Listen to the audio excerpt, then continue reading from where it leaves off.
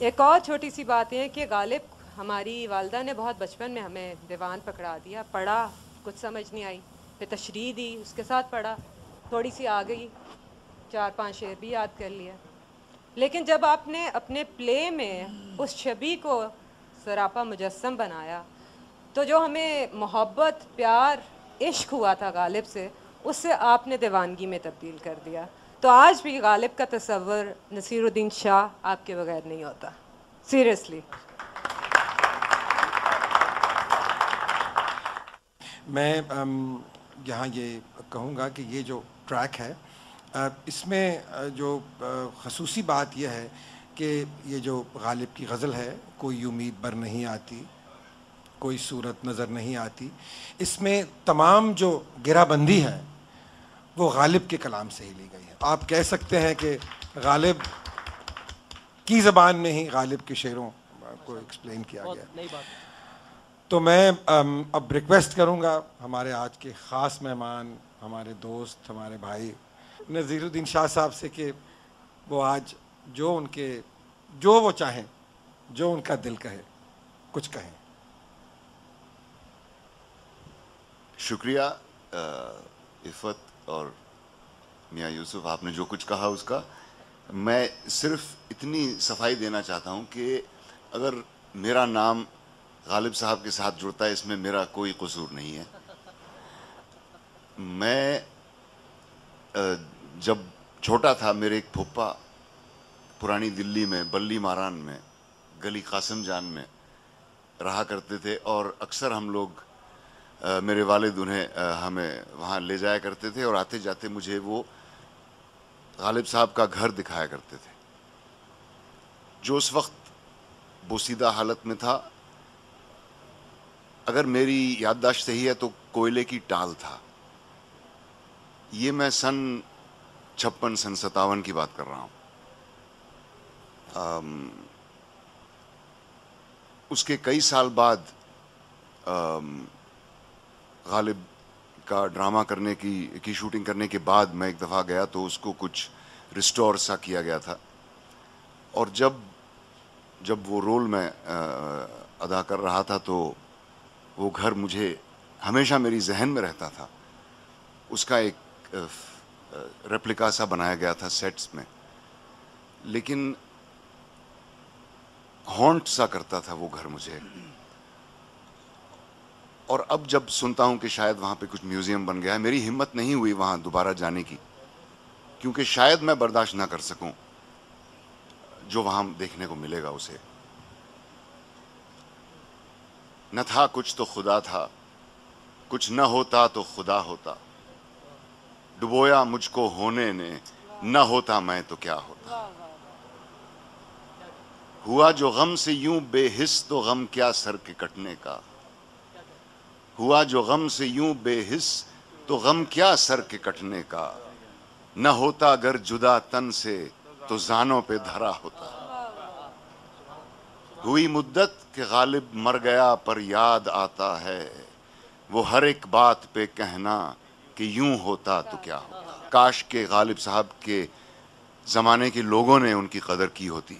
خیر وہ زندہ ہیں، ہمیشہ رہیں گے، اور مجھے اس قابل سمجھا گیا ہے کہ میرا نام غالب صاحب کے ساتھ جڑے. اس میں میری خوش قسمتی بھی ہے اور یہ بہت بڑا بوجھ بھی ہے، کیونکہ مجھے جو تربیت ملی تھی وہ انگریزی کی تھی. اردو بولنا اور پڑھنا میں نے بہت بعد میں سیکھا،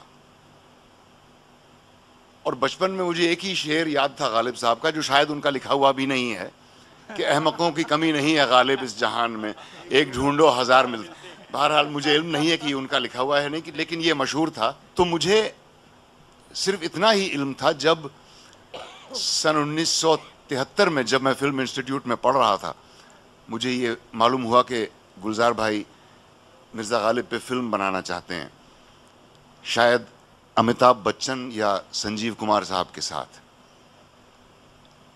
اور میرا دل کھول گیا، میرے پاس اور کوئی الفاظ نہیں ہیں.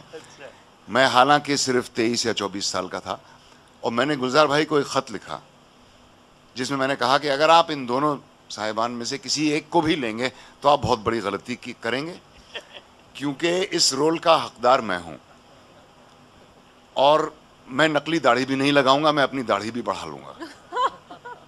بہرحال وہ خط گلزار بھائی کو نہیں، وہ وعدہ جھوٹا نکلا، لیکن گلزار بھائی کو یہ خط کبھی ملا نہیں، یا شاید ان کے سیکرٹری نے ان کو دیا نہیں، پرول آپ کو مل گیا۔ کچھ اس کا اثر ایسا پڑا۔ The universe conspires sometimes if we want something very badly۔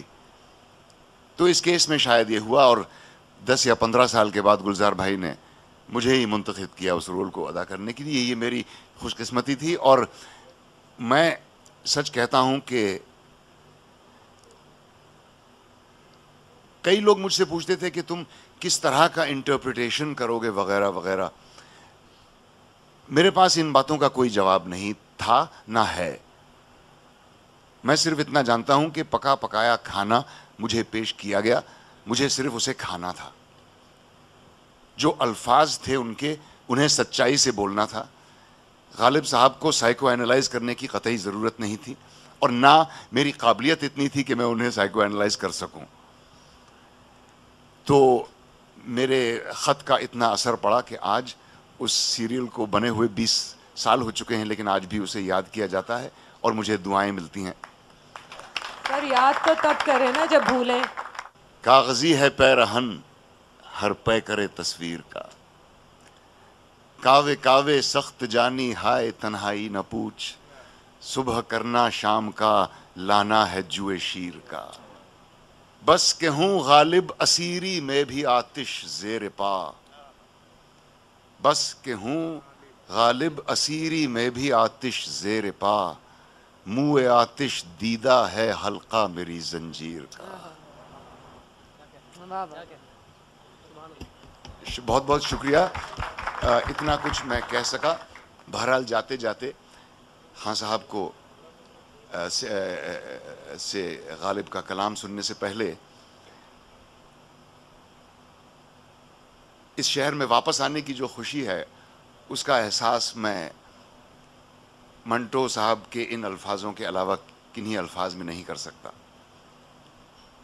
Lahore کتنا سلونا لفظ ہے، لاہوری نمک جیسے نگینے، گلابی اور سفید، جی چاہتا ہے انہیں تراش کے چندن ہار میں جڑ دوں اور کسی مٹیار کی ہنس جیسی سفید گردن کے گرد ڈال دوں۔